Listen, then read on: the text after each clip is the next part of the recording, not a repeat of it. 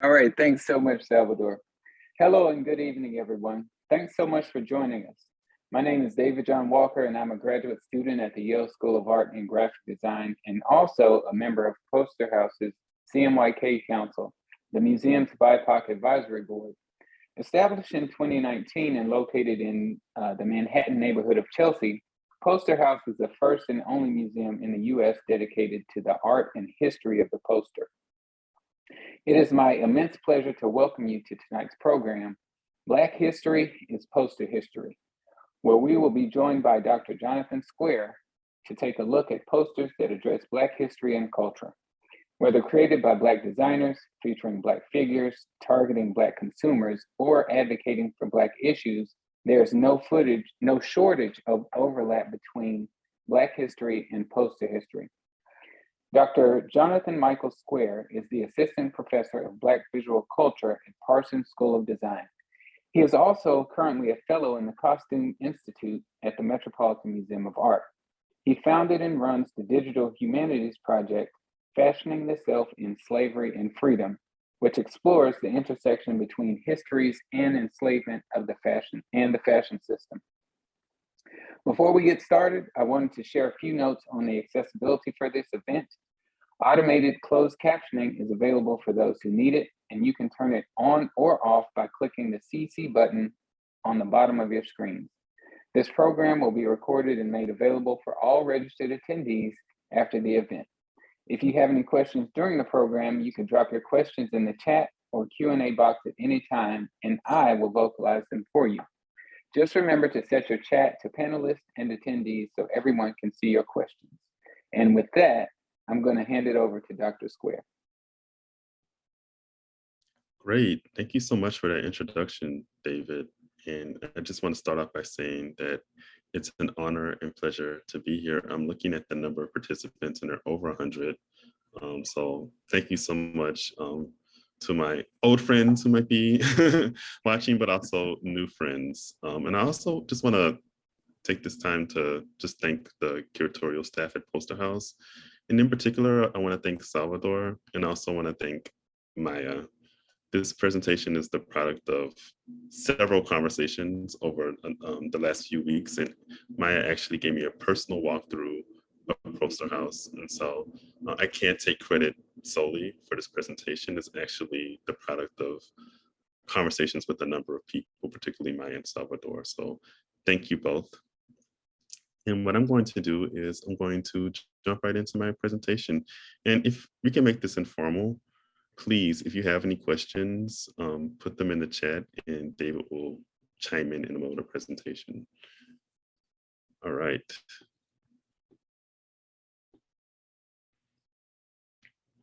So I must confess, I am not a specialist on posters or graphic design. I'm more of a fashion historian, and a lot of my work lives in the 18th and 19th centuries. And the preparation for this talk has been an education. And I've often identified things as posters, and they're not posters. But I do think this makes for a more interesting presentation because I'm coming from a different perspective. If you're someone who's more design or graphic design oriented, it might be interesting to get the perspective of someone who's trained as a specialist of visual culture or historian.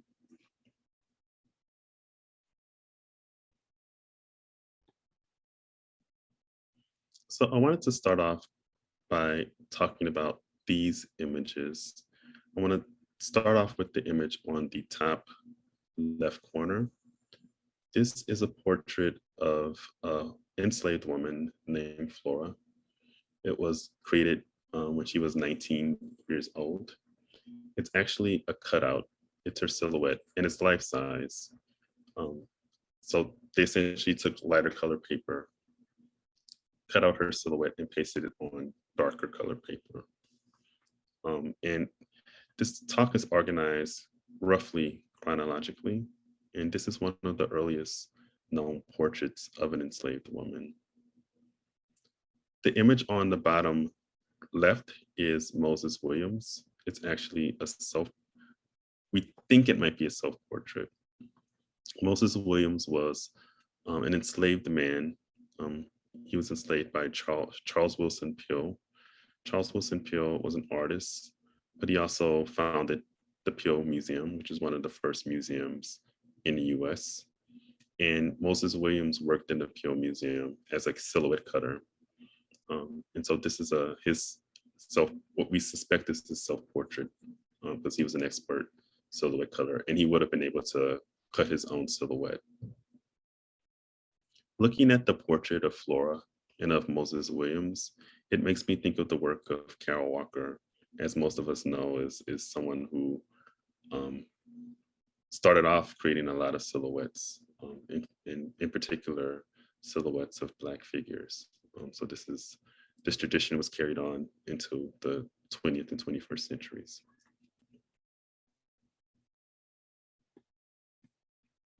It also makes me think of this work by Hank Willis Thomas. Hank Willis Thomas was inspired by the icons that appear in ads for self-emancipated, formerly enslaved people. And so he took this icon from a runaway slave ad. I'm trying to get away from saying runaway slave and saying freedom seeker or self-emancipated, formerly enslaved person. As you can see, he made into a three-dimensional sculpture. It's almost life-size. He also incorporated sort of chromatic aberrations around the outlines of the sculpture. And I think what he's doing here, he's trying to get us to rethink a lot of the iconography of slavery by sort of taking it out of its context and making us see it in a new context.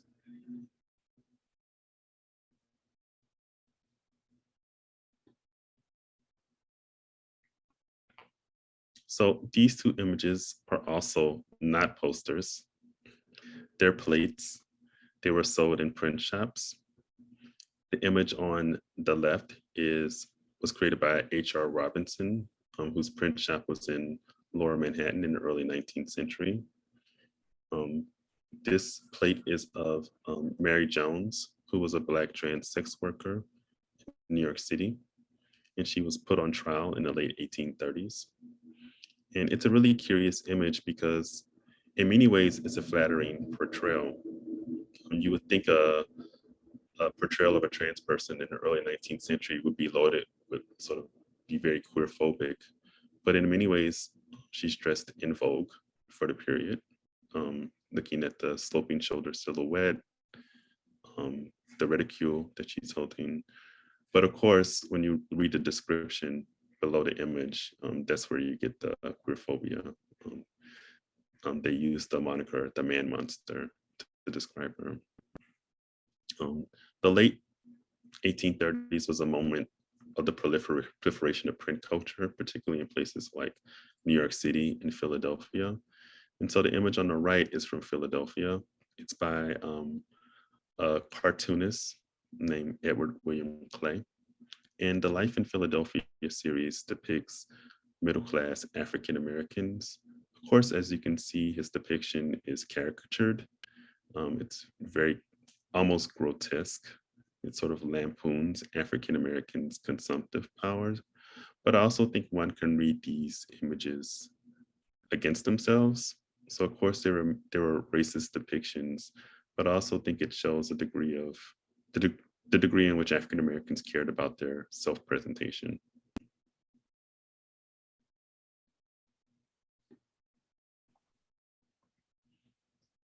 So I want to spend a little bit of time talking about carte de visite. Carte de visite was one of the first affordable photographic technologies. Unlike daguerreotypes, for example, which were printed on glass, carte de visite were printed on paper. And for that reason, it was a lot cheaper to produce them. And they were also small. They're about the size of a business card, about this size. And they're sometimes referred to as calling cards. They were meant to be shared. So this is another form of like publicly displayed art. People often had albums of carte de visite or calling cards. And so these are 3 calling cards. Of course, on the left, we see Frederick Douglass. There's been a lot of scholarship lately on Frederick Douglass because he was the most photographed man in the 19th century. He also wrote about photography. He understood it as in his interpretation, it was a democratic art. Unlike the racist cartoons here, he believed that photography captured African Americans in their truest, most accurate light, as opposed to depending on cartoons or drawings. And so he wielded the power of photography. He understood that, he was a sharp dresser and a handsome man, and he was photographed more than any other American in the 19th century, more than any American president. The same is true for Sojourner Truth. As you can see on this particular, if you squint, it's hard to see probably on your screen, but at the bottom of her carte de visite, it says, "I sell the shadow to support the substance." And so she sold these carte de visite of herself at events, and she would use the money to support the abolitionist cause. She also was throwing a wrench into a lot of the negative stereotypes that was attached to Black femininity. So as you can see, she's dressed very modestly in this carte de visite. Many scholars have said that she was signaling sort of middle class respectability, and that's not true.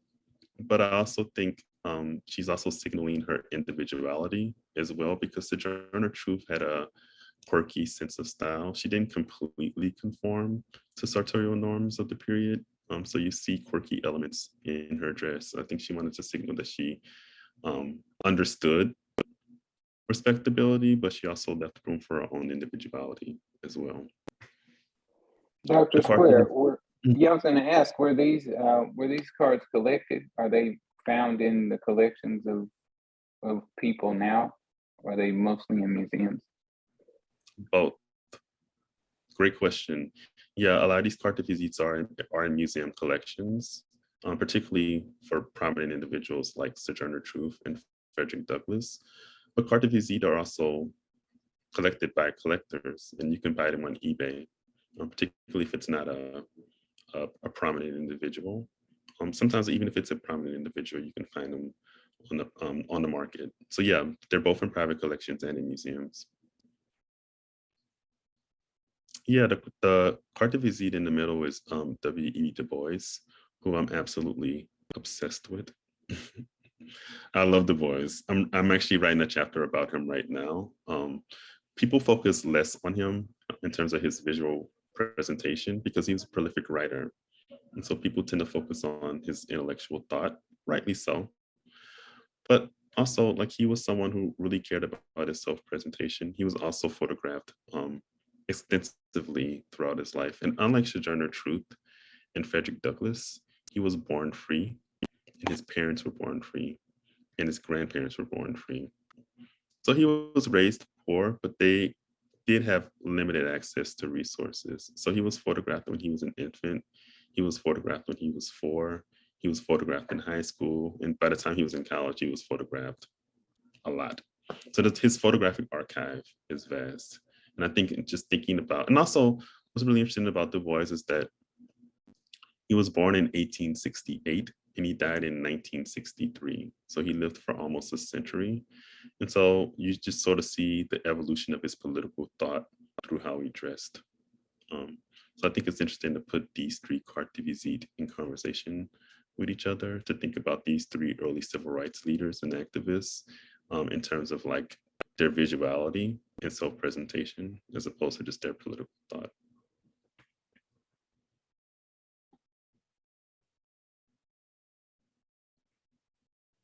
So these are 2 very curious images. These are what we would call trade cards. Trade cards were inserted in the packaging of dry goods as a form of advertisement.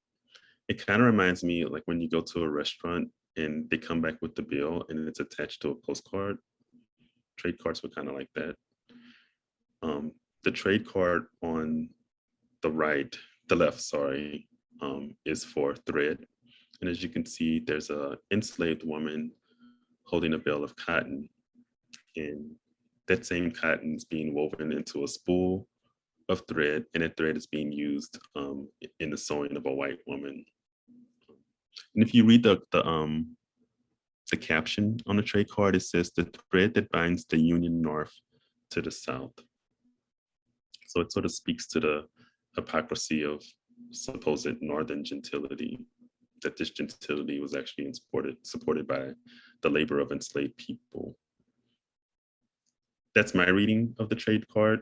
I don't think they were necessarily communicating that, but I do think it's interesting that they sort of decided to juxtapose an enslaved person to this genteel, using air quotes here, genteel white woman. Same is true for the image on the right. This is for rice seeds, and as you can see, there's a Black figure sort of mid-dance, and their hair is made into a cotton ball, sort of drawing a connection between the texture of cotton and the texture of sort of Afro, kinky, curly textured hair. So these are two very curious commercial images speaking to publicly displayed art and its relationship to Blackness.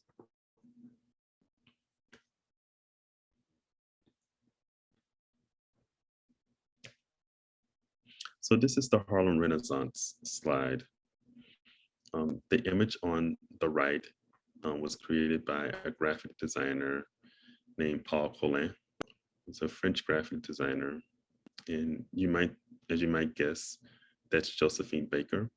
This was for an event that took place on February 11th, 1927. And it's a very racist depiction of both Josephine Baker and the Black man that she's dancing with. Josephine Baker sort of reduced to her physicality, even though she was a performer. This depiction is rather crude. And I would say the male figure is even cruder. As they dance to Charleston, you sort of see the right angles of their body. It's almost savage, the depiction. Even when you look at the face of the Black male figure, sort of the bulging eyes, the large red lips, it's a image that harkens back to minstrelsy, essentially. What complicates my interpretation of this poster is that Josephine Baker actually had a relationship with the designer of this poster, Paul Collin. So it's for a number of reasons, it's an interesting poster. But I think it's a good poster to put in conversation with the magazine cover on the left. Going back to Du Bois was the editor-in-chief of The Crisis, which is the official newspaper of the NAACP. And this cover was created by Aaron Douglas, a very important artist of the Harlem Renaissance. I'm sure you all have seen his work before. And what I love about this cover is that, particularly in this moment, the African-American cause was often described as uplift, and the figure on this magazine cover is literally uplifting the crisis. And these two images were created around the same time, 1927.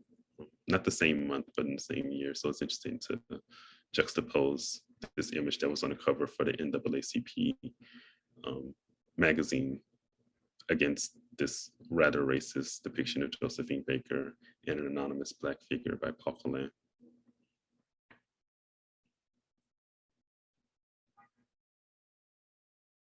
How am I doing on time? You're doing great. We're about halfway through. Okay. Hey, Dr. Square, there was a question in the chat about the year for the Clark Spool Cotton Trade Card. Ooh, good question. I don't know exactly when this dates from. It's from the late 19th century. And beyond that, I'm not sure. If I had to guess, 1860s, because the reference to the Union and connecting the South to the Union. So I'm thinking the 1860s. But I would tell the person to take a screenshot of this and do a reverse Google image search and find, I pulled this from a museum, in the name of the museum I'm forgetting, but it's available online and they can find the data from Googling it. Okay.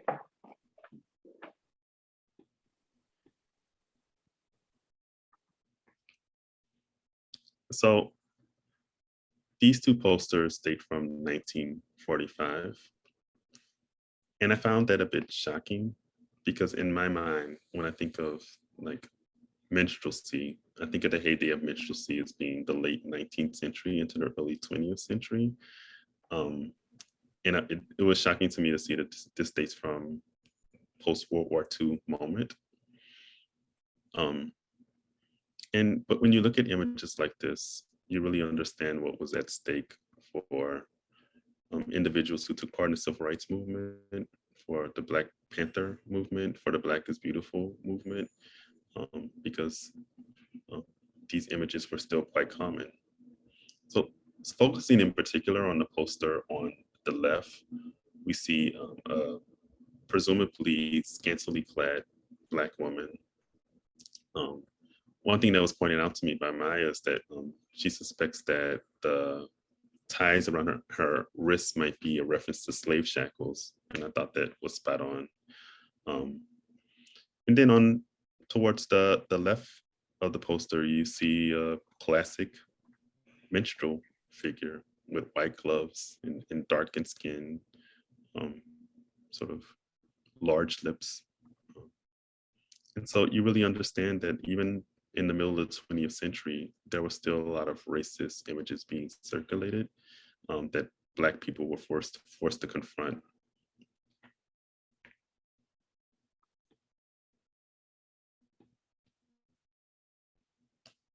Oops, this is actually slightly, oh wait, I skipped, oh, sorry. So I want to spend a little bit of time thinking about the I Am a Man poster. Actually, it is not a poster. It is a placard. That's one thing that I learned in preparation for this talk. This is a placard, but it was a placard that was used a number of times during civil rights protests in the 1960s. And it's become iconic at this point. And in many ways, I think it references, even if inadvertently, the Am I Not a Man or a Brother iconography of the early 19th century that was part of the abolitionist cause, often printed on Wedgwood ceramics. You look at the image on the right. But of course, am I not a man or a brother is a question, it's an interrogative, whereas I'm a man is an affirmation, and the verb is underlined for emphasis. It's become so iconic that it's often reworked. So if you think about the works of Glenn Ligon, he plays around with the I'm a Man placard. This Glenn Ligon work is actually a screen print. And in the work on the right, you can see very similar to Hank Willis Thomas, who I referenced earlier in the presentation. He's asking us to reinterpret this iconography. So you see there's like a lot of marginalia in comments. So he's picking apart these images.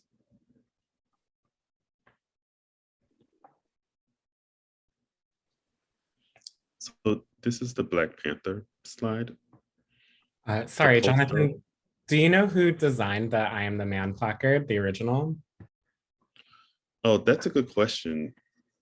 I don't know. I did a little bit of research on the I'm a Man placard, and it seems that it wasn't in, if anyone knows, go crazy in the chat, please. But it seems like it wasn't necessarily a graphic designer. It was something created by one of the protesters, but I'm not entirely sure. But if anyone knows, please chime in the chat, correct me.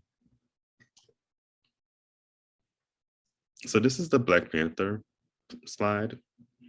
And the poster on the right was created by a Cuban graphic designer named Alfredo Rostgard.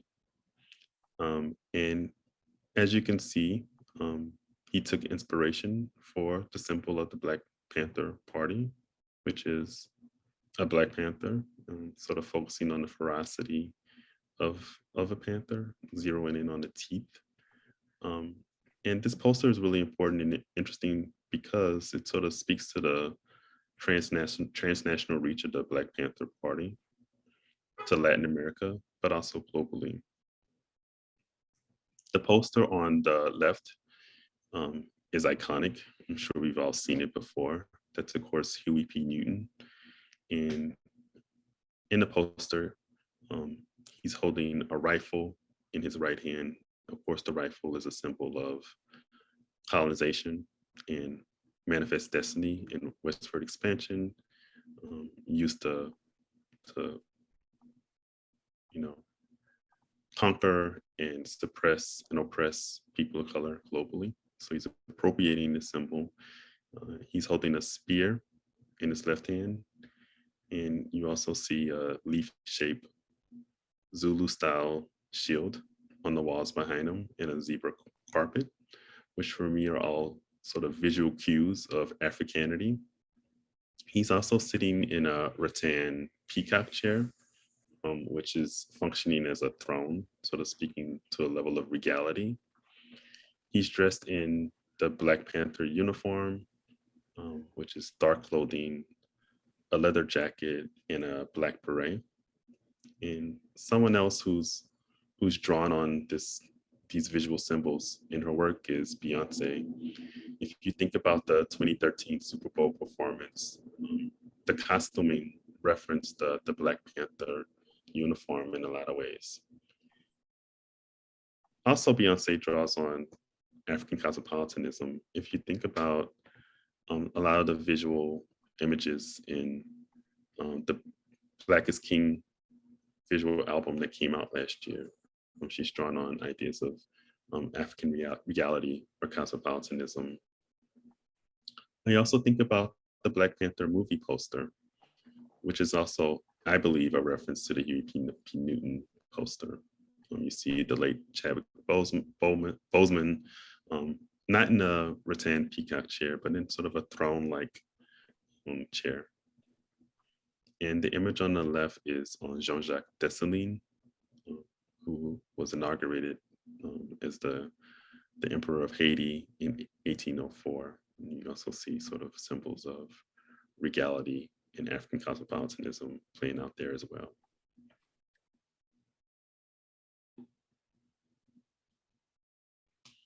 This poster is from 1969. It was created by Reynold Ruffin. And Reynold Ruffin was part of a graphic design firm called Pushpin. And I learned about this graphic designer actually from Maya when I did my walkthrough of the Pushpin show, which unfortunately came down recently. It was a great show. I learned a lot. I wasn't familiar with Pushpin prior to going with the show, but going to the show, I realized I actually was familiar with Pushpin because in many ways they shaped the visual culture of the late 20th century and sort of permeated just popular culture in general. And Pushpin was a motley crew of mostly white male graphic designers. There were a handful of female graphic designers that were part of the firm. And also there were 2 Black graphic designers part of Pushpin, and one of them was Reynold Ruffin, who created this poster for Harlem on My Mind. Harlem on My Mind was an exhibition that was on the Met, and it explored the history of Harlem. And when I think about Harlem on My Mind, I think about the protests to Harlem on My Mind, because the curator was a man named Thomas Hoving, who was neither a person of color or someone from Harlem. And the show sort of museumified Harlem, sort of ossified Harlem, talked about Harlem of the past. And as you can imagine, Harlem of the late 1960s, Harlem in 2022 is a thriving artistic community. And none of those individuals who were part of artistic community were brought to the table and considered in the show. They focused on archival images of Harlem. So there were actually a lot of protests to this show. That's kind of an aside. Reynold Ruffin had nothing to do with that. He had an assignment to create a poster for the show, and he did, and it's a beautiful poster. Again, we see Du Bois, an important figure. We also see Malcolm X, and we also see that Ruffin incorporated a lot of archival images of African Americans in Harlem into the poster as well.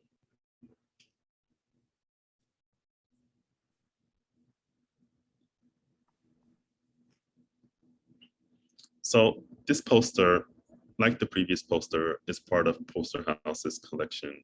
I'm referring to the Black is Beautiful poster on the left.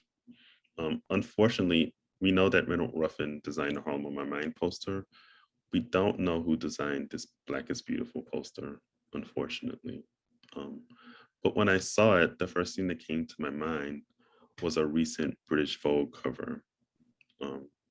So British Vogue, under the helm of Edward Inningfield, has had more diverse covers. They've included a wider range of people of various racial identities and body types on their covers.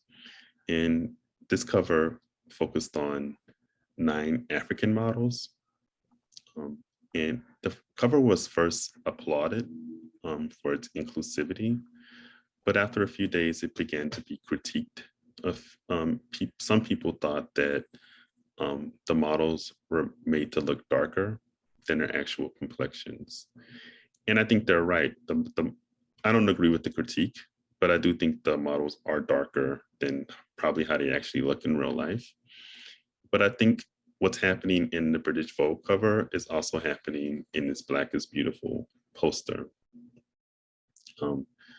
It's, you know, there's a habit or tradition of like lightening people with more melanin in their skin in photography. And one conversation that we were all having before the event started was the history of photography and the history of photographing darker skinned people. Cameras weren't made to photograph darker skinned people. And people with more melanin in their skin often have a fraught relationship with being photographed. And I think both this Black is Beautiful poster and the British Vogue cover is sort of playing into that dynamic, sort of heightening the color of their skin, sort of as just to say we're dark and what, Black is beautiful. So I understood the critiques, but I actually think that it was intentional. And, you know, the photographer of the cover is a photographer named Raphael Pavarotti, and the stylist is Ibrahim Kamara, and the editor-in-chief is Edward Inningfield. These are all men of color, so they understand what's going on here, and they're playing into it. So there was a question about do you mind explaining a little bit about the African cosmopolitanism? Yeah, absolutely. Let me just go back to that slide. And then specifically, are there any identifiable iconographies or patterns, you know, that you can point out? Yeah, this trope of like African cosmopolitanism is a reaction to a lot of the negative stereotypes that are attached to Blackness. And we all know what those negative stereotypes are, whether it's a penchant for criminality, not being clean, uneducated, unfashionable, a penchant for criminality, etc. And in reaction to those negative stereotypes, there's a reaction to is to sort of depict African Americans in sort of like royal or regal situations. There's often, I remember growing up, people would often say things like, remember that we're all descendants from kings and queens. It's like, even though like society is going to tell you all these negative things that are attached to Blackness, remember that you are a descendant of royalty. And that's what's playing out in this African cosmopolitanism. That's what Beyonce was playing into. You see it all over Black Panther, which is all about, in many ways, a royal family. and sort of them dealing with like a dynastic shakeup. So that's a little bit what I mean by African cosmopolitanism.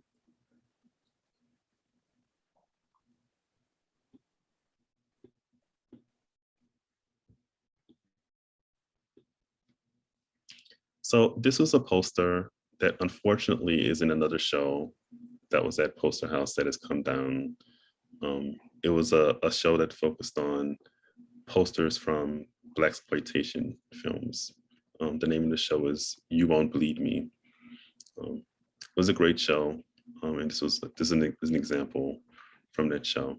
The show was organized chronologically, starting out with the first Blaxploitation films and ending in the late 70s with the last Blaxploitation films. And, you know, the first Blaxploitation films were sort of edgy art house films created by esteemed artistic directors like Gordon Parks and Melvin Van Peebles. But by the mid 70s and into the late 70s, the genre became a little campier and a little more commodified, which is kind of what you're seeing in this poster. Sidney Poitier and Bill Cosby are two actors, until very recently, at least Bill Cosby, were associated with respectability. But the genre had become so commodified by the 1970s that they could dabble in the genre without worrying about ruining their reputation. So I thought it was one of the posters that really stuck out to me from the show, just because I think in this moment, we're reevaluating both Sidney Poitier's and Bill Cosby's legacies. Sidney Poitier's, of course, because he just transitioned. And so we're just thinking about him a lot lately, his long, very illustrious career. Bill Cosby, for other reasons, he rightly so has been canceled.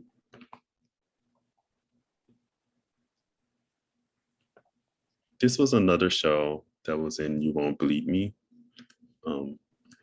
It's another Blaxploitation film. It takes place in Detroit. It's called Detroit 9000, which is a reference to the police code for a police officer that's down, at least in Detroit. What stuck out to me about these posters, or this poster in particular, the one on the left, is that it sort of falls squarely within the way Blaxploitation movie posters look.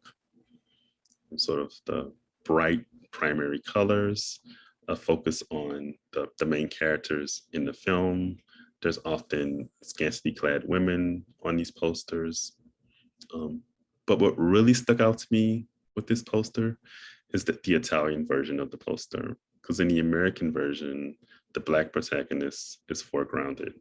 And in the Italian version, the white character is foregrounded. And I suspect that the creators of the Italian poster believed that an Italian audience, which, you know, would be largely white, wouldn't be able to connect with a Black protagonist. And the same is true for a more recent movie, 12 Years a Slave. And, you know, 12 Years a Slave is about Solomon Northup, who was a free African-American who was illegally enslaved and transported to Louisiana. And Chiwetel, I always mess up his name, Ejiofor, played Solomon Northup, and he figures prominently on the movie poster, rightly so. But the Italian version foregrounds Brad Pitt, who is a minor character in the film. He sort of comes in the last 20 minutes. So again, I suspect that the creators of the Italian version didn't believe that people would connect with a Black protagonist. So it's interesting to think how posters are sort of permeated with racist ideology in this way.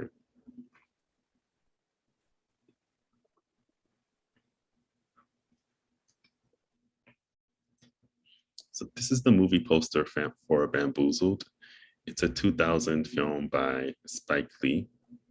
And as you can see, it draws on the history of minstrelsy, both in the poster and in the actual movie.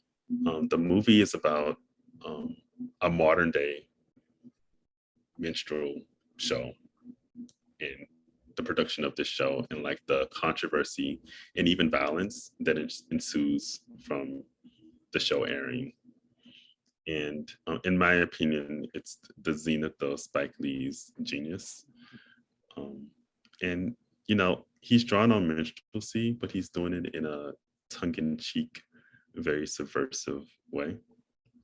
And so in many ways, I look at this poster and I think about the cotton thread trade card that I showed you, or the minstrelsy poster from 1945 that I showed you.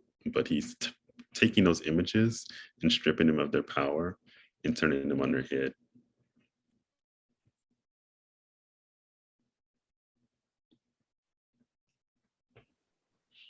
So this is the second to last slide in my presentation. And I think of it as a palette cleanser for your eyes. I know I just showed you a lot of racially charged images. And so it's nice to just like see something that's affirming. This is a poster for Ebony Payne English, who is a writer and performance artist. And these posters were created for her performance series, The Goddess Experience. And the performance is focused on just her Black feminist subjectivity. The poster on the left is actually her daughter, and the poster on the right is her, Ebony Payne English. What I really like about these posters is the focus on materiality. In the poster on the left, you see an emphasis on strength and rootedness, but you also see some delicacy with the yellow butterfly in her daughter's hair.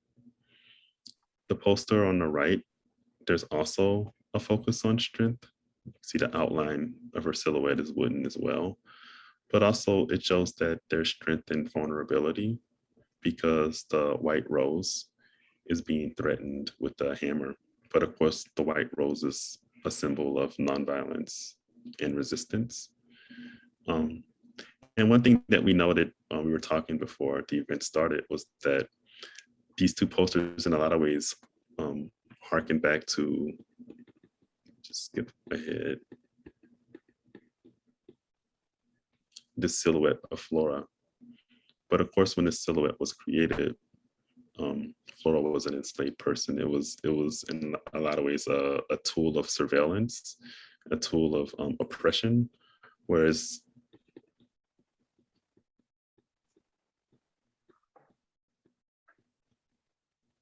this is a tool of self-affirmation and a symbol of self-possession. So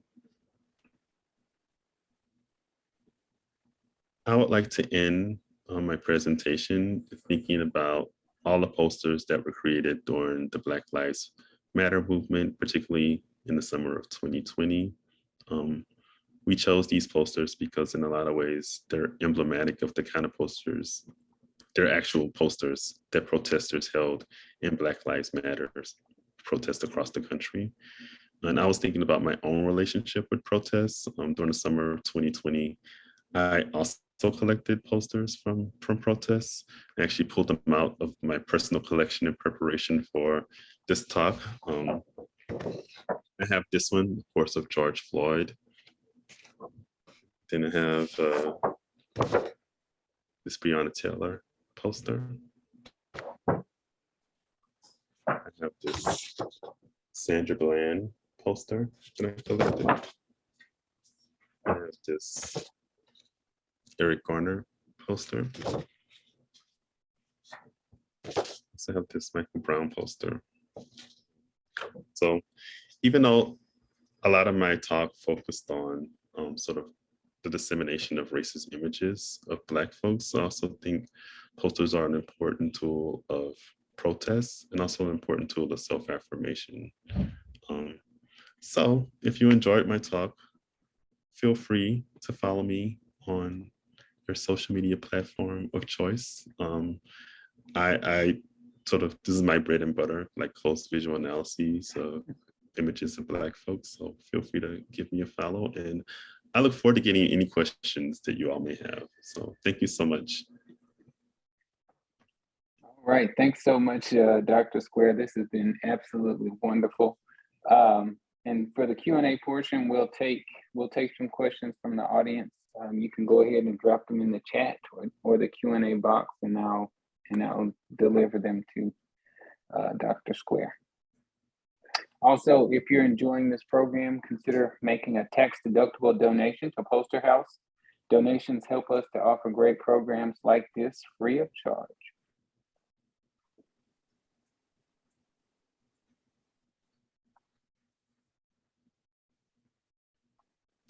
There was one question that didn't get asked. When were the portraits of Moses, Walker, and Flora created?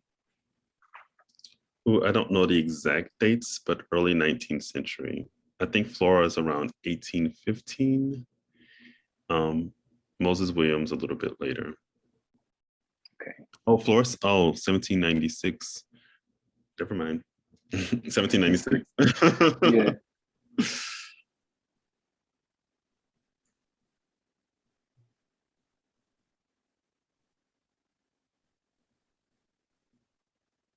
Do you want to share a little bit about fashioning the self?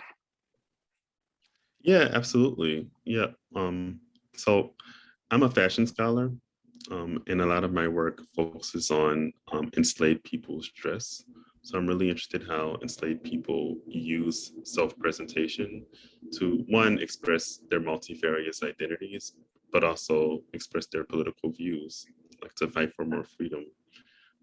So I teach classes on a topic. I teach a class called Fashion and Slavery, and fashioning itself was an outgrowth of my pedagogy. So I created this platform first as a way for students to like engage with the course material outside of the classroom using social media.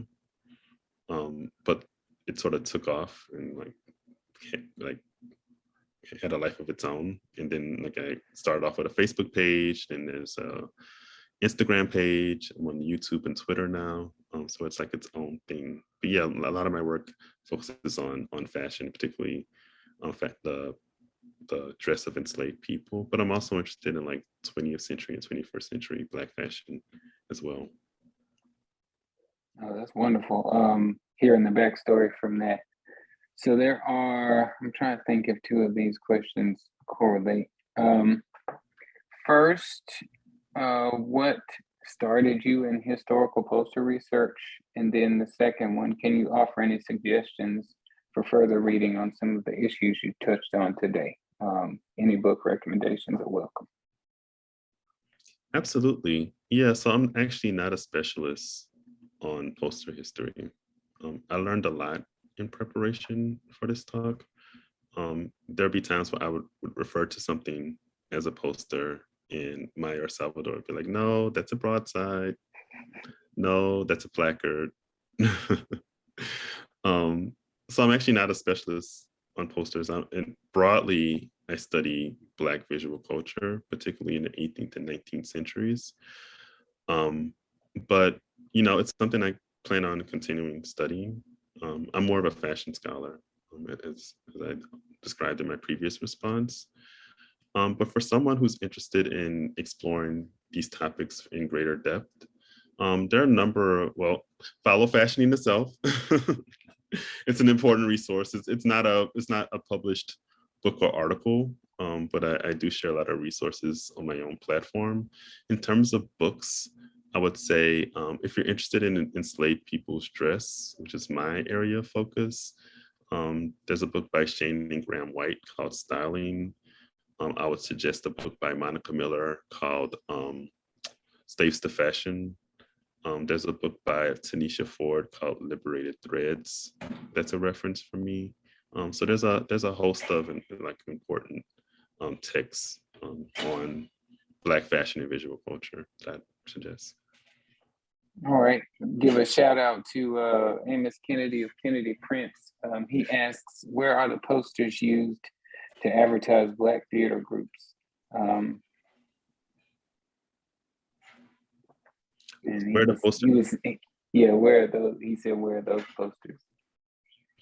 Ooh, that's a good question. I think that's a question that maybe one of the curators at Poster House might be able to answer more than me. I imagine some of them must be in museum collections, but also I wonder to what degree have museums collected those kind of posters. Like I think a lot of museums are like playing catch up at this moment, and a lot of those might be in people's homes, people's private collections.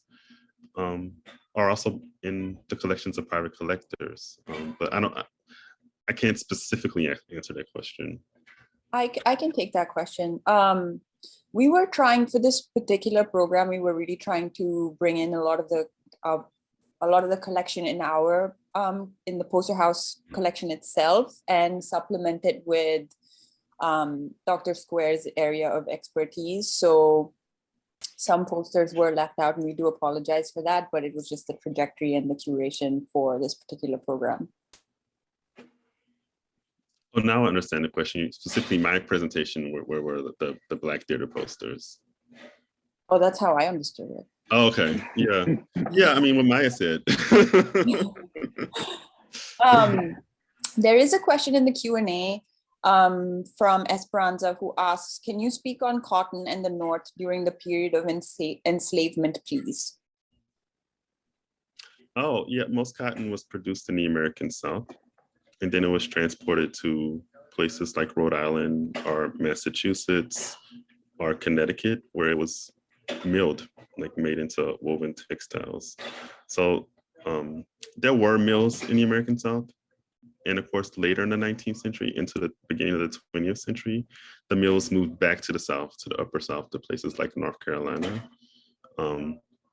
But yeah, like when the trade card was created in the late 19th century, most of the cotton in the US would have been produced in places like Mississippi or Georgia or Louisiana, then shipped to the Northeast, made into a finished product, and then shipped across the country and globally into finished textiles.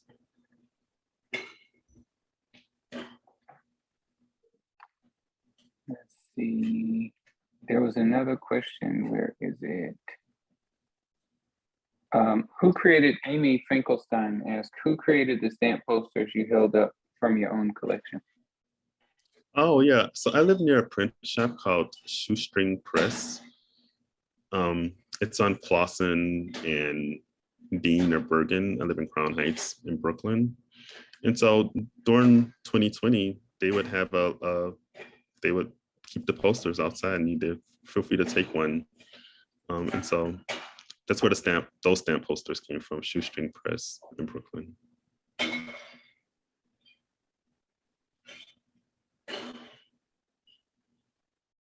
Let's see. Danny Dunstan has a statement and a question. With fashion being a visual area that's often separated from the classification of art with a capital A, I appreciate how your discussions unpack the intersections of art, craft, performance, and commerce. How did you come to that thesis? First off, hey, Danny. Actually, I know Danny. Yeah, I mean, that's a great question. Like, fashion gets sidelined in a lot of respects. So I was trained as a historian, and in the field of history, like, things that are visual get sidelined. There's a preference for textual sources, archival documents, published sources, books, etc. And people who focus on visual sources, it's a very recently were sidelined. There was an emphasis on like economic history, intellectual history, political history, which focused on textual sources. And so it took me a while to actually embrace being a scholar of visual culture, and in particular being a scholar of fashion, because fashion is often associated with one, either like the feminine realm or a queer realm. And for that reason, it's given less respect. So it was a journey. Yeah, like it happened organically. When I first started as a grad student, my project was on mass incarceration, like the global penal system. And then a friend of mine was like, you know, you're a fashion person, like you're all about the aesthetic. And at first I thought it was a read. I was like, excuse me? I studied mass incarceration. But it wasn't. It was like an honest assessment of like what my interests were. And eventually I just started like marrying my interest in fashion and art and creative expression with my training as a historian. So it was a journey. So with that, have you or will you publish a book? That question is from Kathy Tollett. Great question. Thank you, Kathy. That's been on my mind a lot. I actually just submitted a book proposal. So I'm actually in the process of working on a book manuscript right now, and it's less on poster history. Maybe that'll be a third or fourth book project. It's on enslaved people's dress. You know, the tentative title is Negro Cloth: How Slavery Birthed the Global Fashion Industry.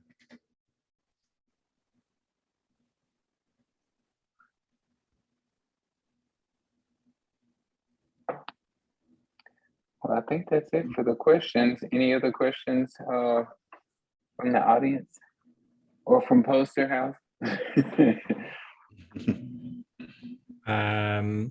All right. Well, thank you all so much for joining us, especially huge thank you to Jonathan and David, and of course, especially Maya, who's so intrinsic in putting this entire program together.